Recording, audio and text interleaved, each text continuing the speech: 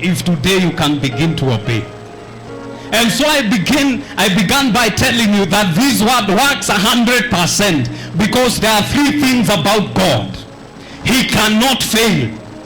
He cannot change. Skiza. He cannot fail. He cannot change, and he can never lie. And so today, as you listen to the word of God, I want you to know that this God can never fail. If he has said it, he will do it. He can never change. Kama amesema, akikaa na uongoje, he will do it. And he can never lie. His word is true. And that is my assurance, that if you hear the word of God, if you hear the word of God and decide from today, I will not only hear, but God, as you move, I will move. I will tell you, the end of obedience is glory. Hakuna mtu amewahi mheshimu Mungu kwa kile kitu Mungu amemwambia, akamtii, maisha yake akakosa kubadilika from cover to cover. Na hakuna mtu alifika pahali Mungu alikuwa anampeleka ambaye hakuchukua hatua ya kusema, Bwana umenena, sasa ninatenda. Unajua tunapenda kusema I surrender all. Surrendering is not in mere words. We surrender through actions. That God, you have said, God, I am doing. And by the way, surrender is an attitude. Obedience is an action. Wewe ukikuja kanisani ndio unakumbuka Bwana tunakuabudu. Worship is not an event.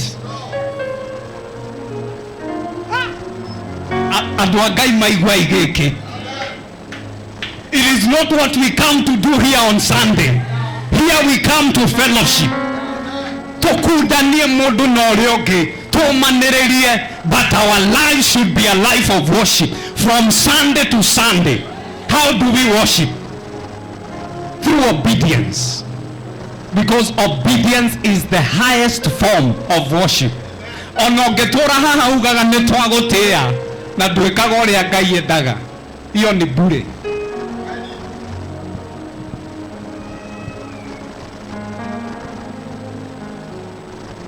Tukiwa kanisani unakuwa ni wewe uko na imani kubwa, lakini wakati wa kutenda haupo. Kitu utaongezewa ni sauti todo mumero ni urahinguka. Lakini from ear to ear unashangaa watu wanainuliwa, wewe uko pale pale. Leo nimekuletea kitu inaitwa diagnosis. Look at your life. Mungu amesema nini? Wewe unafuata neno gani? Nikothiaga na Ngai. Ndio ulibarikiwa, alisema nini kuhusu fedha zako? Ndio ulipewa kazi, amesema nini kuhusu kazi yako? That's when you begin to realize that many of us go to church, but not many of us have a relationship.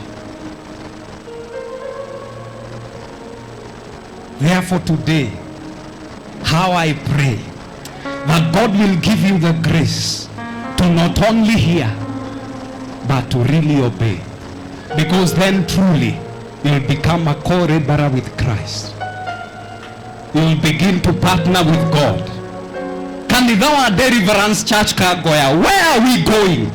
What is your part in that vision? Hii vision ni kubwa. Leo tumekuja hapa kwa sababu ya praise and worship.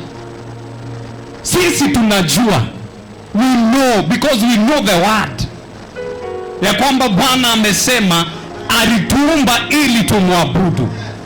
Na tuirete tumugoshe ginya na indo iria ciothe ngabi wega. And so today as we serve God, what is your place?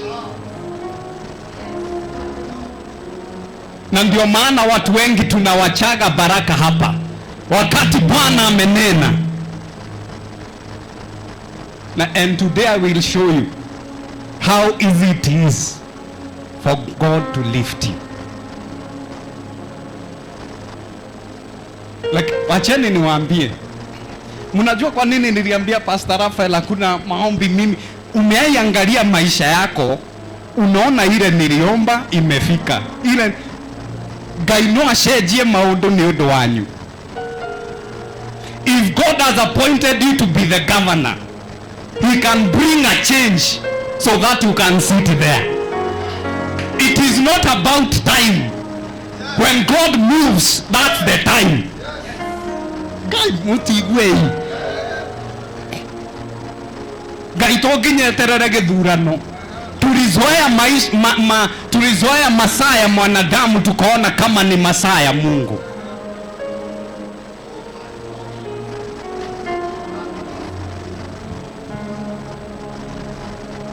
Nalekei mwire. Not all blessings you work for.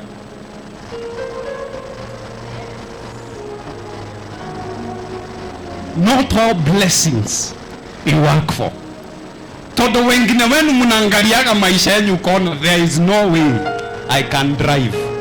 There is no way I can live in that house. Let me today show you through scripture what you can do. Tuingie Genesis 12. Na nimeona pastor anakuja hapa sana, na todo mimi ninapenda kurumira makinya, you know. Nitakuja hapa sana. Genesis 12 1 to 4. Aya, oi, aki, sikizeni leo. Ninajua mnasomaga Biblia nyumbani. Sikizeni. The Lord had said to Abram, leave your country, your people, and your father's household, and go to the land I will show you. Tunasoma Genesis 12 verse 1. There are a few things I would like you to note. Number 1, God is calling this man Abram. There is the second thing that I want you to note. He has been given instructions. Now, ni vizuri ujue maisha ya Abram. Kwao sio watu walikuwa wanamjua Mungu, sio watu walikuwa wanamwabudu Mungu, but still haikumzuia Mungu. Tondu agitwe shiragia tuhuthagirwo ni Ngai tondu twi kanitha-ini. It does not matter where you come from. The only thing you need in your life is to get the instruction. Abram ameambiwa na Mungu, leave your country, your people, and your father's household, and go to the land I will show you. Now, when God is speaking to Abram, he is 75 years. When God is speaking to Abram, he does not have a son. Mungu hatambui hiyo yote. Mungu anajua hana kijana. Mungu anajua huyu mtu kwa macho ya watu ni mzee.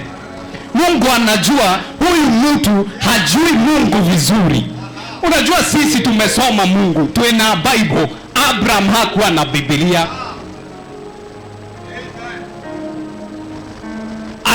Ati leo nikisema instructions tunaweza kuwa kama watu wa Berea. Tunaenda kwa Abraham hakuwa.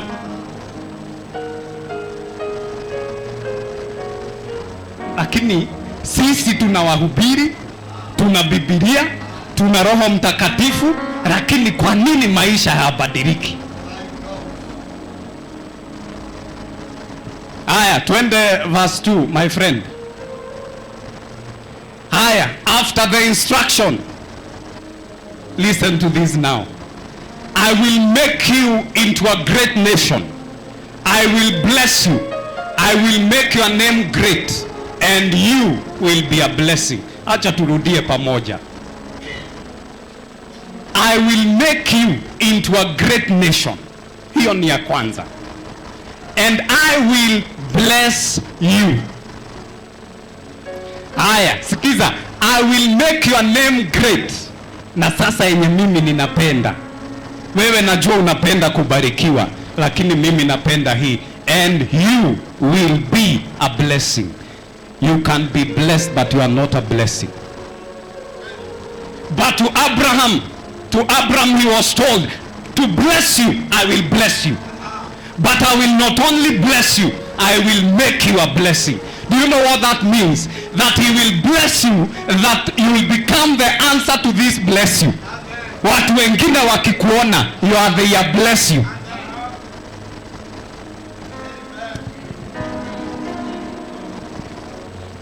Ati Ngai agukurathima, no ni agugutua kirathimo. It means he will give you a car, but he'll give you a car to be a blessing to somebody.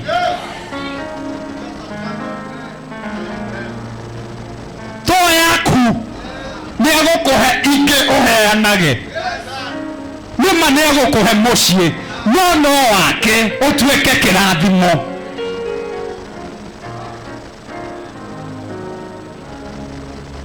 Twende number 3, my friend. I will bless those who bless you, and whoever curses you, I will curse, and all the peoples of the earth will be blessed through you. Na kuna sababu akatumia peoples, not people. Ado, timodo, tirorere, dorere. I will bless those who bless you. Unajua vita mingi tunapigana ni kwa sababu hatujawahi elewa hii. I will bless those who bless you. Kwa macho ya Mungu, kama wewe unamtii, inafaa kuwa ambaye anakubariki automatically anabarikiwa. Ambaye anakupiga automatically. Tale uniegeriai.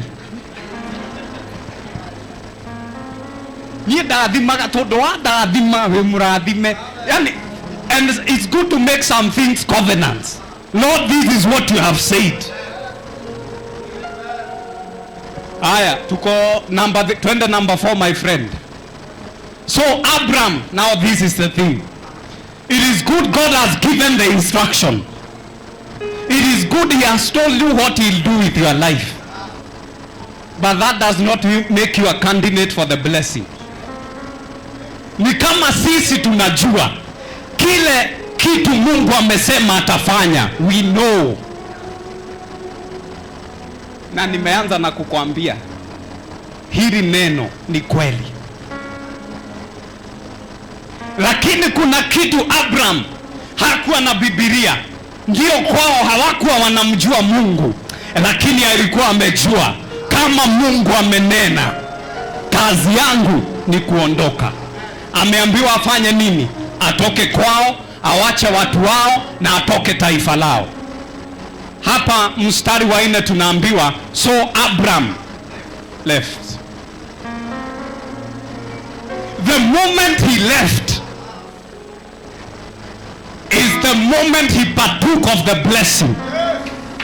Pahali tu aliambiwa anza kuondoka, wakati alifunganya virago akaondoka, hapo ndipo Mungu alianza kumbariki.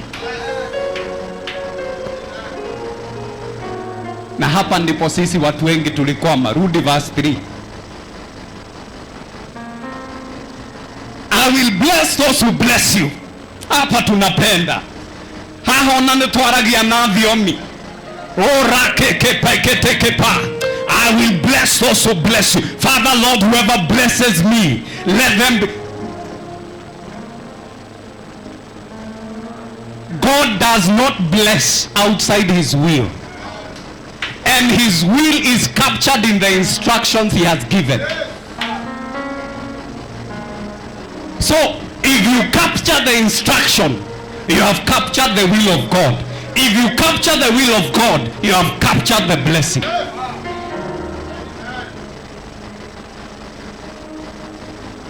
Watu wa Mungu, kama kuna kitu ambayo ningependa ikufungue, mano tule ugaga imeni, mano tule odhiaga kirimaini, unaweza jifunga siku hata 200, hata mwaka kwa hadi mwaka, lakini kama ukiwa mlimani hata nena usikie, na ukisikia hautatii, hautawahi fika ambapo Mungu anakupeleka.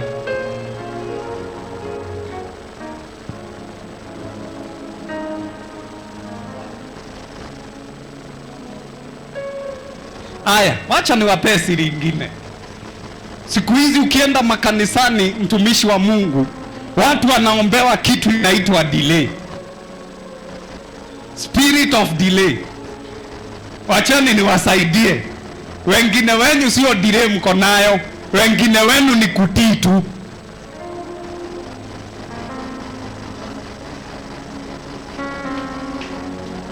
Otitage goko kiuga ndire Ngai nĩ njereirwo nĩ kũrathimwo, Ngai no anjĩrĩte nĩ ngũkorwo njakĩte rĩu. Atanakwĩra nĩ ũgwaka, alikuwa amekwambia ufungue biashara, ulifungua.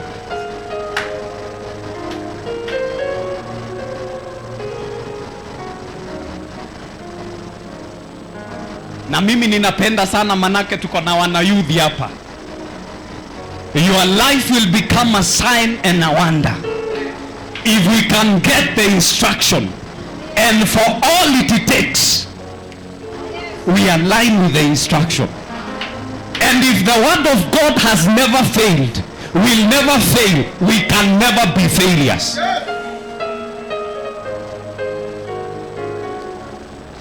Watu wengine tunasumbuliwa na ndoa na hane gwali onoko itiaragio. Kama kuna kitu inasumbua watu, mtumishi wa Mungu, ndoa zinasumbua watu zaidi. Lakini mimi wakati nilijua hii, nilirudi kwa maandiko nikajiuliza, what has God said about a marriage and what are you obeying?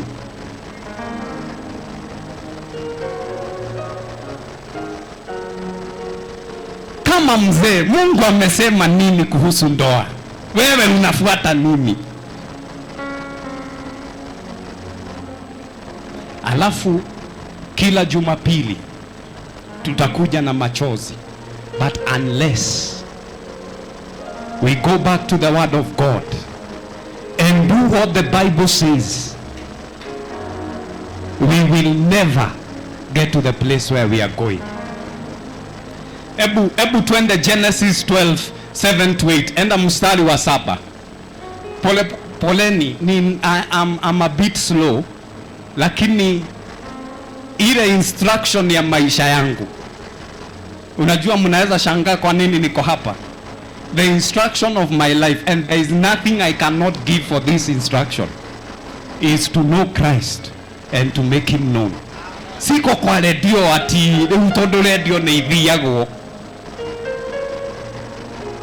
Wa mbere ni mjue Kristo, and for all it takes I make him known. And for that I'll go to whatever country, whatever city, for that instruction.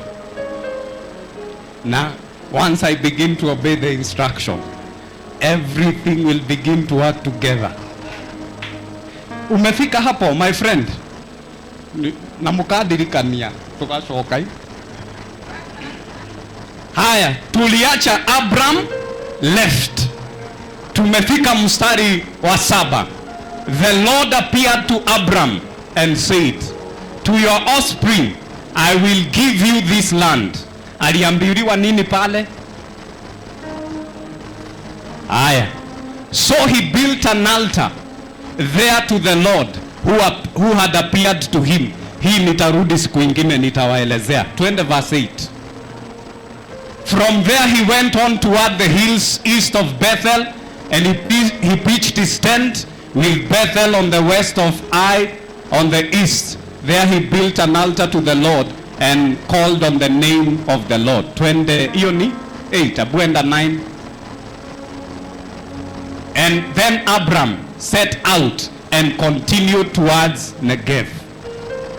Kuna kitu ambayo nilikuwa ninataka ushike hapo. Rudi mstari wa 8. Hapa. Rudi mstari wa 7. The Lord appeared to Abram and said, to your offspring I will give this land. Na kwa hivyo it is started with an instruction. God spoke, but we've seen that Abram left, and now to the place that he went, this statement, this is the statement. to your offspring I will give this. What does that tell you? He left to the land that he was told, because it is this land.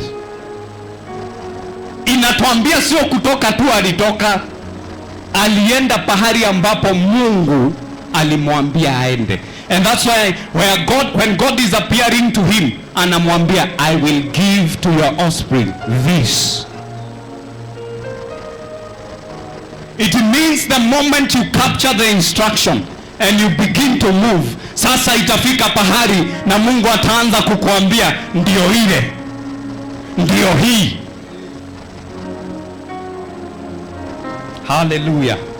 Wacha tumalizie na hii. Enda Genesis 22.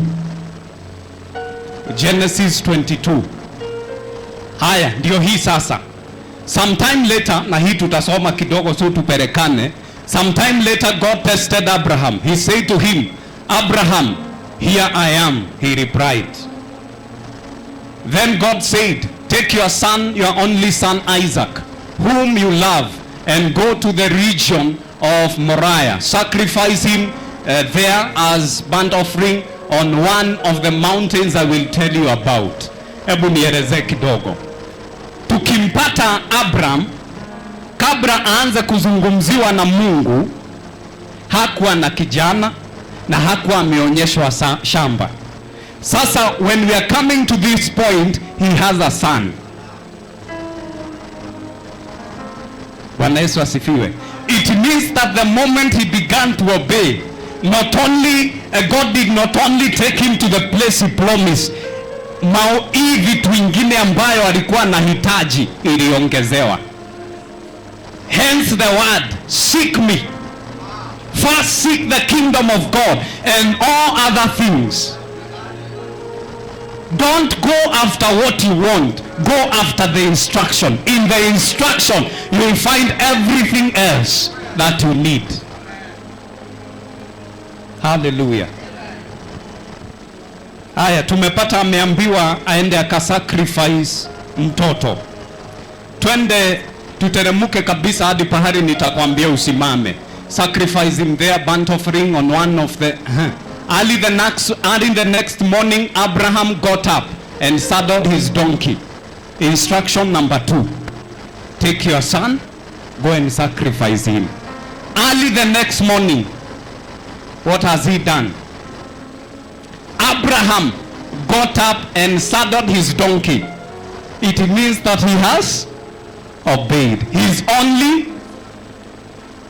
and now he's not Abraham. He's Abraham. The man he was when God was beginning with him is not the man he is now. Transformation only happens when we begin to act out the word of God. That's where God will change your name from Abram to Abraham. That's where God will change your name from Mzee wa Kangoya to the billionaire of Kangoya.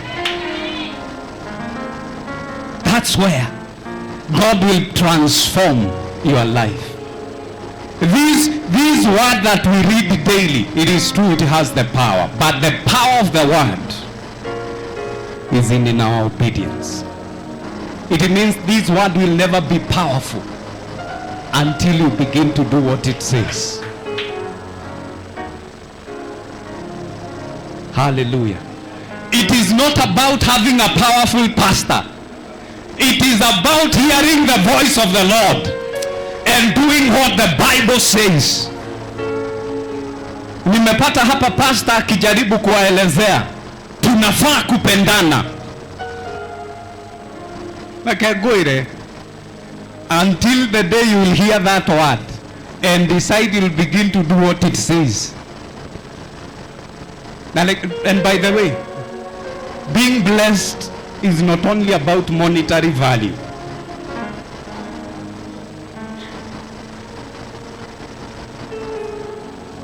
Haya. So tumepata ameambiwa aende akasacrifice mtoto wake. Hebu tuende Genesis 26 now. Leo nilisema ni introduction, leo hatutahubiri, sawa? Leo ni introduction. Now, sasa tumewachana na Abraham.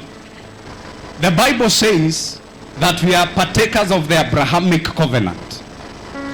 That the blessings of Abraham are your blessing.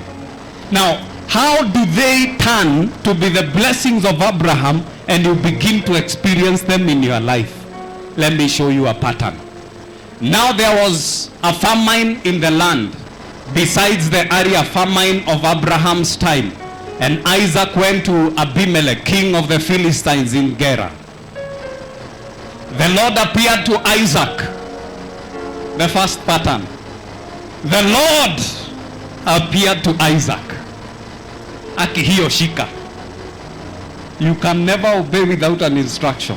So the first thing, get the instruction. And Isaac appeared to Isaac and said, do not go down to Egypt. Live in the land where I tell you to live. Live in the land where I tell you to live. Stay in this land for a while, and I will be with you, and I will bless you. For to you and your descendants I will give all these lands, and will confirm the oath I swore to your father Abraham.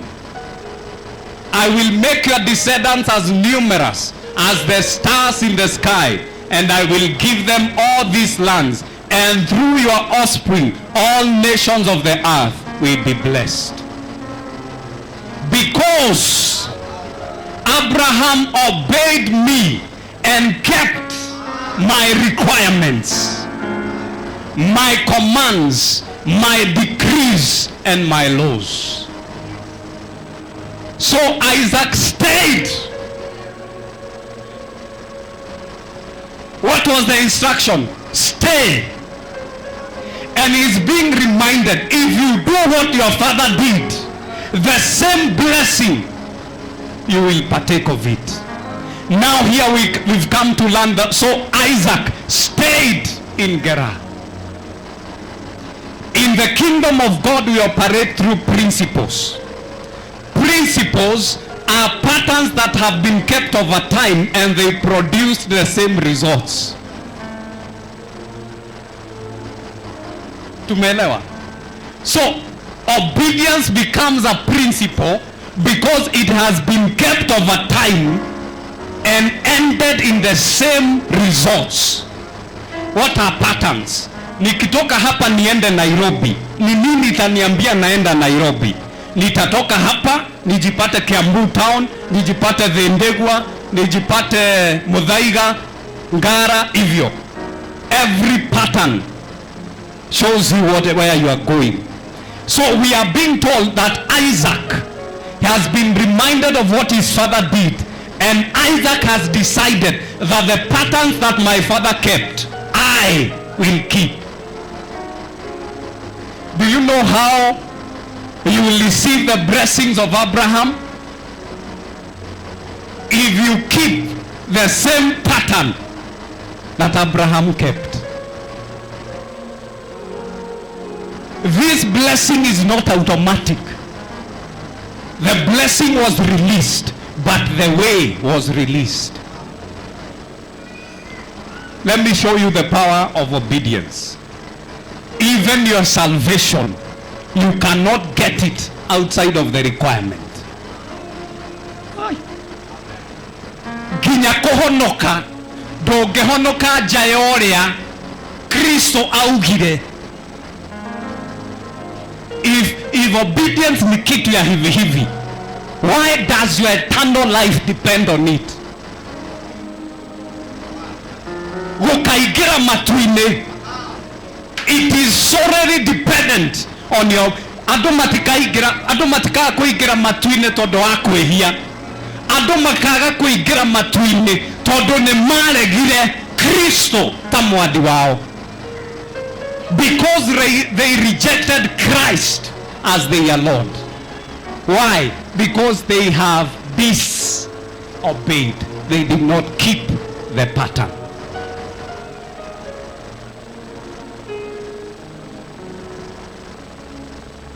And it's true.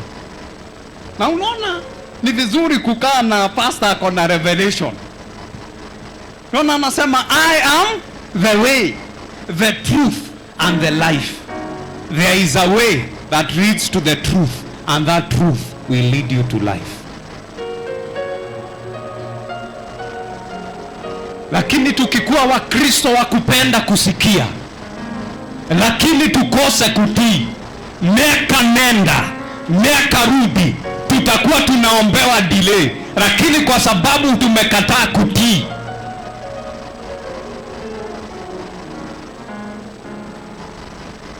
Your blessing is not in how good you are. Hatire kindu ungika gikenie Ngai.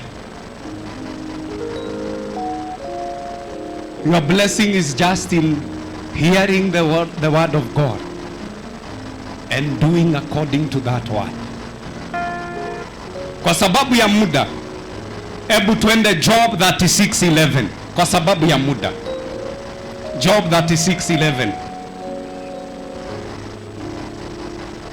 Haya, tusome hii pamoja kama umeokoka. 1, 2, go.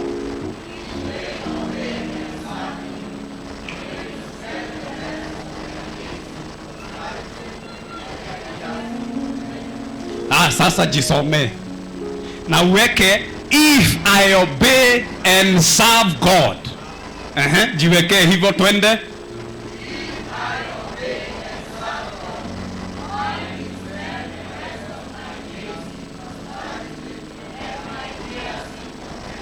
Oh yes, if you obey and serve him, you will spend the rest of your years in prosperity. It does not matter the job that you do. Wherever you go with the instruction of God, that place becomes where your blessing is. Hatukuteremuka hapo kwa Isaac, lakini maandiko yanatuambia ati in that year there was a great famine. Hapo ndipo tuliachia. Lakini Mungu akaambia Isaac plant. Maandiko inasema hapo, aje hapo chini. And he harvested 100-fold. It means hakuna mbegu ilipotea. In famine, kwena ngaragu. You know, we are so tunateta sana economy. Tunateta sana venye ni kubaya. Lakini it does not matter where you are, if you are where God wants you to be. Because in that place, prosperity is your portion. I'm not preaching about prosperity. I'm showing you can get to the place God wants you to go. Only if. Twende Isaiah 1:19. Nimeanza kukimbia sasa. Isaiah 1:19. Na watu wa kamera mnafanya kazi poa. Nemurato manyonekane. Isaiah 1:19. Now, listen to this. If you are Christian, 1, 2, go.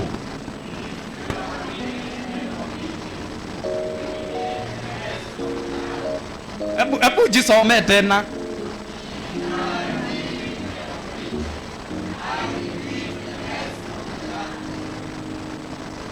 Aya, sasa weka I. If I am willing and obedient, I.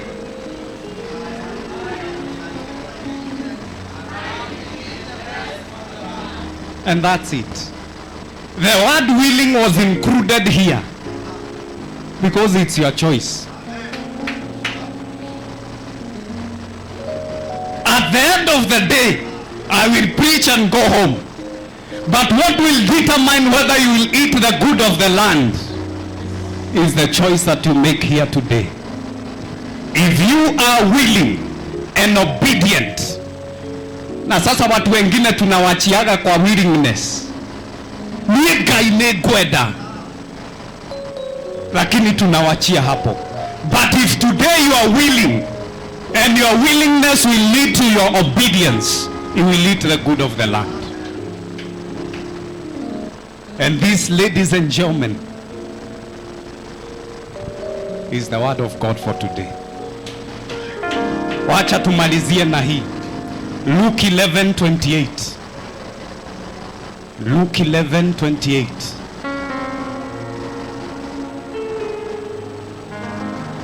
Aya, tusome hii. He replied, Jesus replied, blessed rather are those who hear the word of God and obey it. Blessed. Na nikio maandiko matigaga tigai gwetanga. Tigai gwetanga. My friend, usistuka sana, is that simple. If you are willing and obedient, you shall eat the good of the land. Siniwaonyeshe sasa nguvu ya kutii, tufunge hapo. Romans 5:19. Romans 5:19.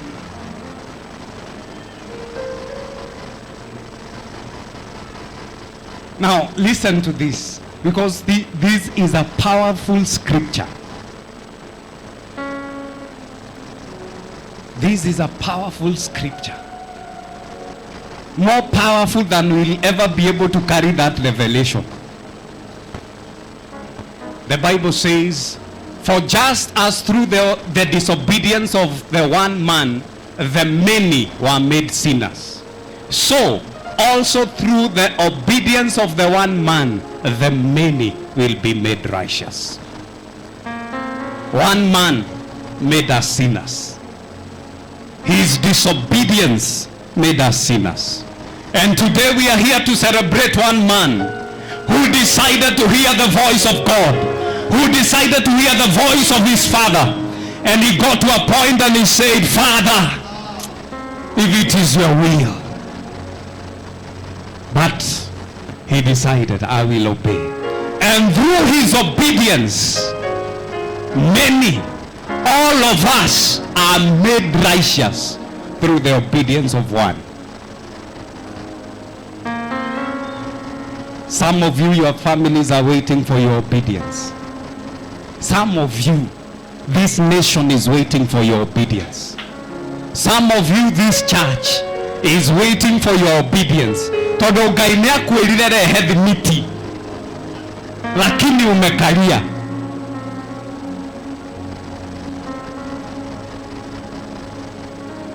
Obedience. Do you want your life to be transformed? Obedience. Do you want to see the goodness of the Lord? Obedience. In fact, the Bible says, if you love me, keep my commands. The proof that you love God is not coming to church. The proof that you honor God is not crying while you worship. It is your obedience to what he has said. Now, let me show you something else. Abuenda Romans 8:28. Aki hii ni tamu. Hii ni yangu ya kufunga.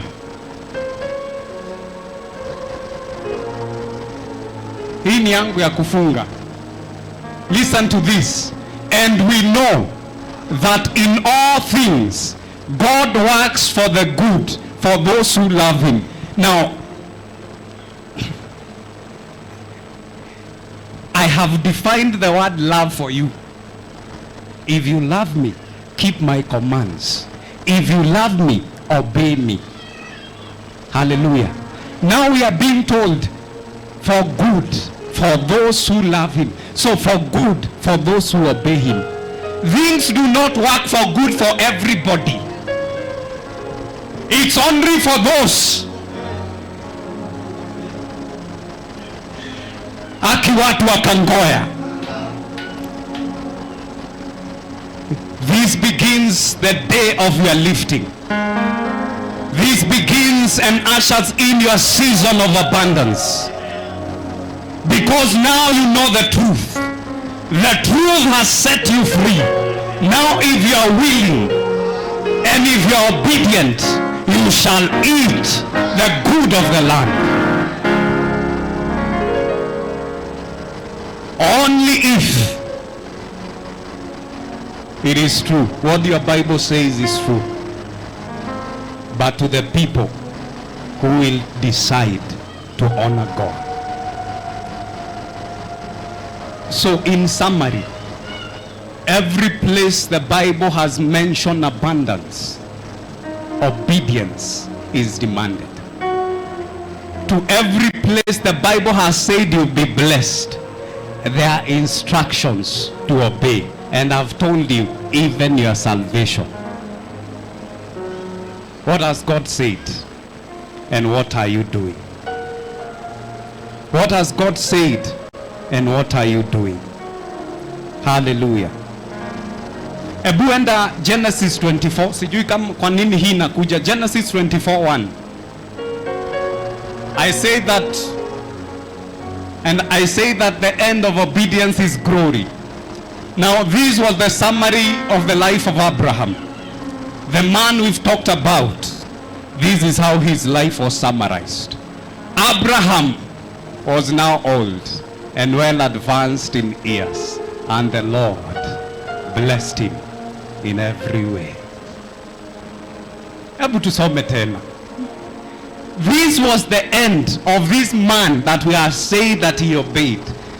And Abraham was now old and well advanced in years. Mudu ni alikulita muno. Huyu mtu alikuwa amezeeka sana. But there is one line that will summarize his life. And the Lord had blessed him in every. How I pray, they shall not say good and faithful servant. How I pray they will say this about me, that Njoroge was blessed in every way. That is my prayer. At the end, it shall be said that the Lord has blessed Dr. Njoroge, not in one way, not with a house, not with a car, but in every way. Do you know what that means? Every desire that Abraham had, he came to pass. It is a difficult word, but in this word lies your freedom.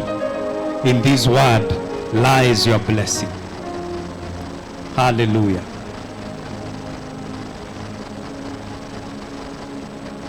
I want you in 1 minute to bow your head, just where you are, before we begin to pray.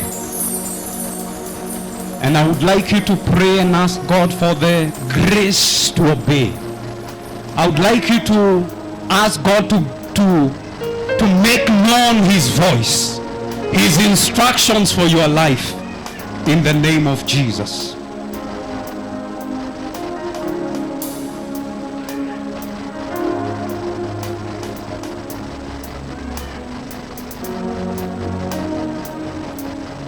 I hope we are praying. I hope we are praying.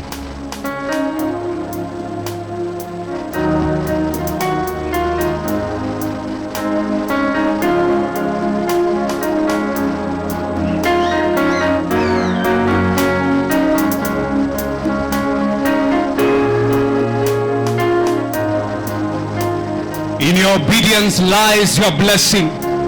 Ask God to give you the grace to obey him. The grace to obey him. The grace to obey him. In your business, the grace to obey. In your business, the grace to obey.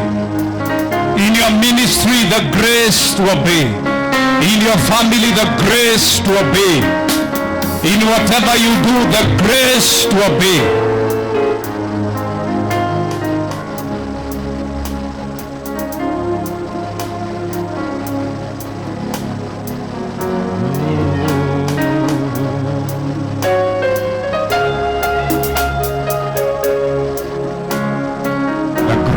To obey.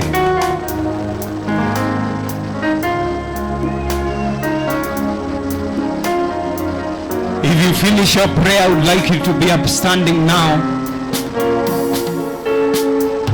Ukimaliza maombi yako, ningeomba usimame na tunamalizia sasa.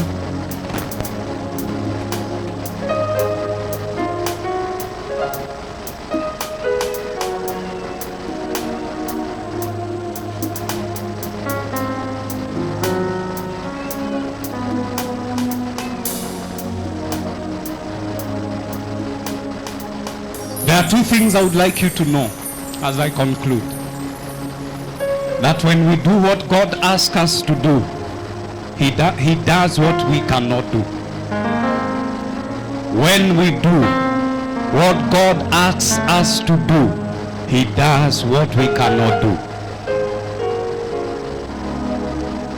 And number two, when you hear a sermon, it's good to ask God, what are you saying? I went to another church. Our theme for this year for Deliverance is the year of threshing the mountains. In another church that I was, it was the year of harvest. 2024 is the year of harvest. So the principle of God is that for you to harvest, you must plant. So it is your year of harvesting, but what have you planted? Because as you have planted, so you harvest. This word is powerful. It is not our normal sermons where we are told on how to be blessed. But today, behold, I bring you the key to receive everything you need.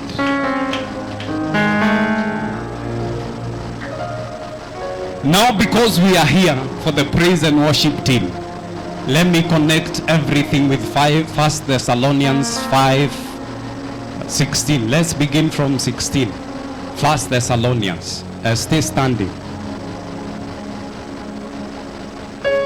1 Thessalonians 5:16. The Bible says, be joyful always. Pray continually. Give thanks in all circumstances, for this is God's will for you in Christ Jesus. Rudi 16. Let's get this. I want us to begin the instructions from here. Go back to 16. Be joyful always. People of God, stop complaining. We have an instruction. Be joyful. The second instruction that I'm giving today, pray continually. A man that starts praying will stop sinning, and a man that starts to sin will stop praying. Pray continually. This is where the instructions are released. Let me say this. Prayer is the birthplace of the purposes of God. That whatever instruction you need, it begins in a place of prayer. So pray continually. And the last verse. Give thanks in all circumstances. And this, search the scripture. Search the scripture. You will find out that this is the only scripture, that the will of God is not a mystery. It is there for you. Give thanks in all circumstances, for this is God's will. For this is God's will. Now, how do we give thanks? How do we give thanks? Dakika moja, hubiria huyo mwenzako. Nataka tuingie kwa hii kipindi ingine. How do we give thanks?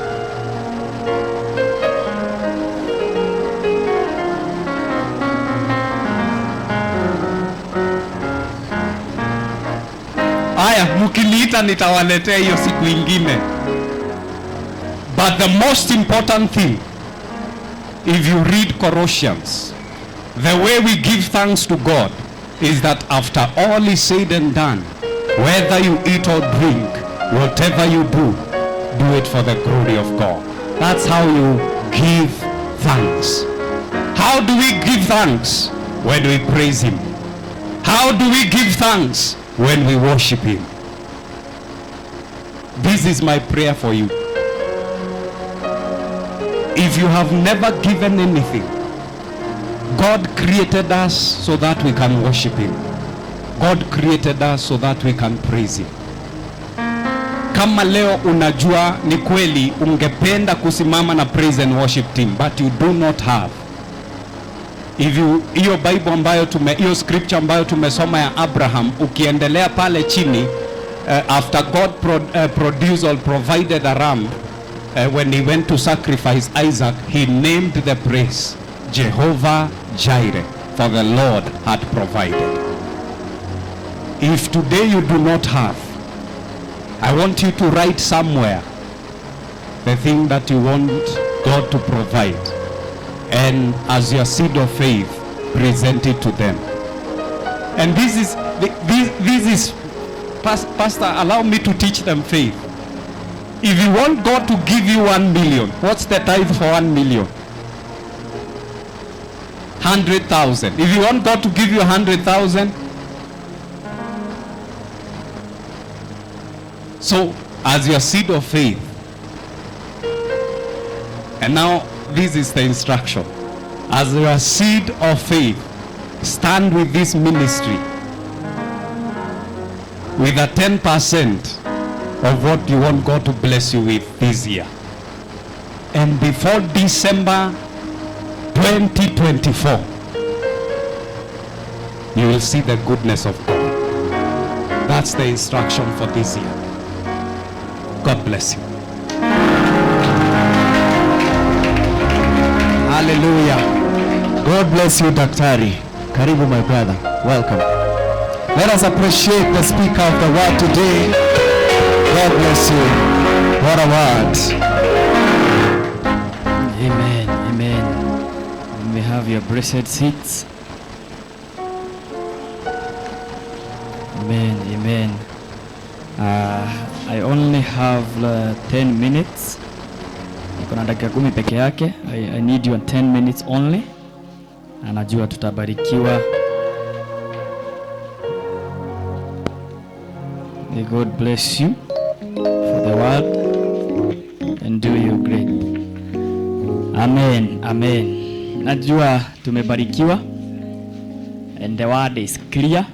Hakuna kuongeza hapo. That if you want to harvest, lazima kwanza upande. Bwana asifiwe. If you tuliambiwa na dad siku nyingine, if you want to withdraw, lazima enda kupare kusimama kwa ATM na imani. Bwana asifiwe. Na sisi kama praise and worship tumekuja ku withdraw. Bwana asifiwe.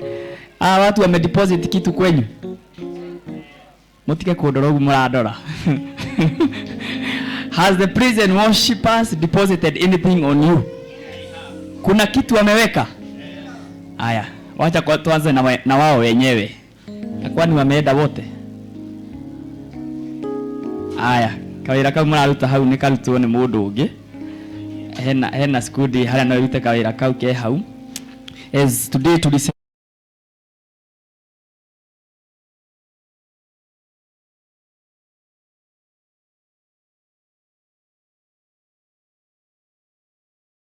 Ikira twara fare utugoshe nyimbo marume na Moroto FM ba ukega kigoro akanekera ile sakae ekwero meya nekidukia wele babu na kwelekada. Hallelujah. Tukagosha tugathathaiya na ngoro citu igakunguya wega wa Mwathani Ngai witu.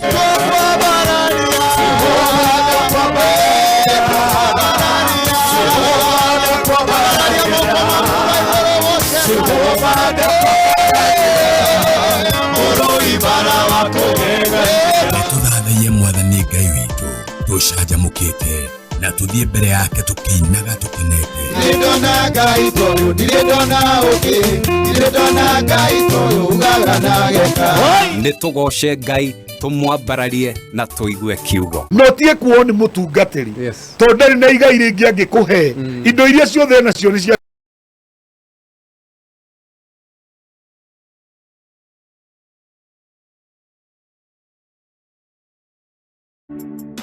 We are BRAIM equipped to offer film production including movies,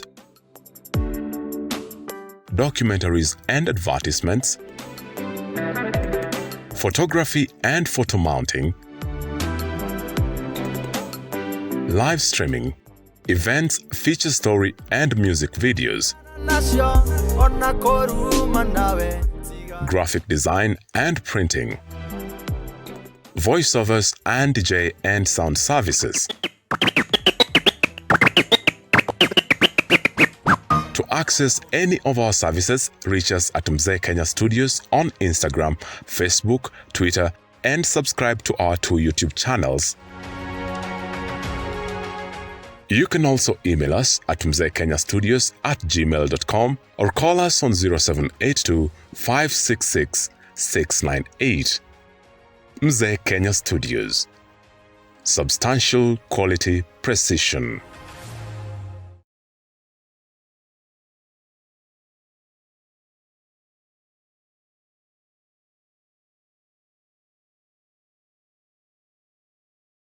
Ikira tu Raphael utugoshe nyimbo marume na Moroto FM ba ungera kigoro akanekera ile sakare ekwero meya nekidukia wene babu na kurekada. Haleluya. Tukagosha tugathathaiya na ngoro citu igakunguya wega wa Mwathani Ngai witu.